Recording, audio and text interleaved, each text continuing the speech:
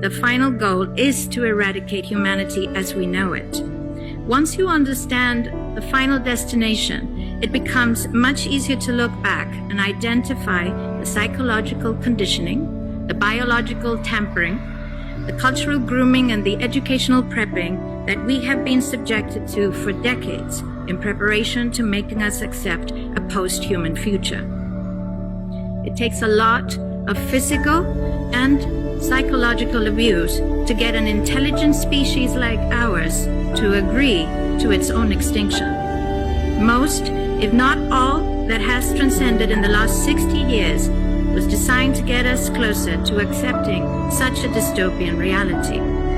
Whether you care to accept it or not, we live in a hyper-controlled matrix where our perception of reality is meticulously planned, managed, and executed in order to control and steer us in whichever direction they wish. And the direction is a post-human world.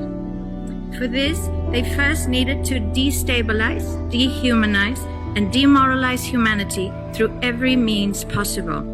The destruction of the nuclear family, children being indoctrinated by the state, abortion, the eradication of God and spirituality from education, life in megacities and away from nature, toxic food, air and water, social media, replacing real human connection and interaction, engineered financial crisis and taxation, endless wars and massive migration, stress, anxiety, depression, drugs and alcohol, constant fear-mongering, moral relativism as the new religion, and I could go on and on about how humanity has been influenced and forced to move away from all the things that give us strength, security, purpose, and meaning.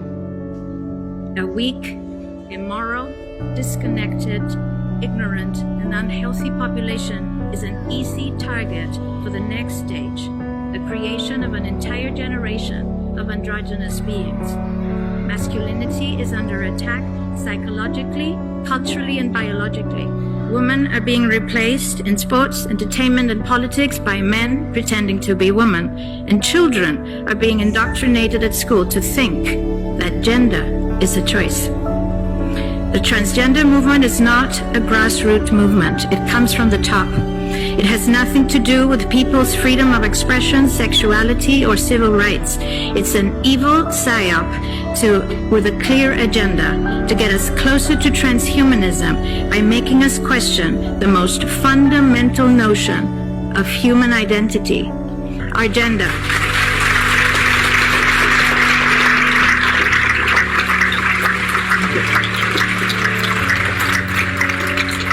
If you don't know who you are, if you already identify as a hybrid between a man and a woman, you will be easily convinced to become a hybrid between human and machine. Gender ideology is the 2 + 2 = 5 from George Orwell's 1984 dystopian novel. It's the final test to see whether we will follow the most absurd party line towards our own extinction.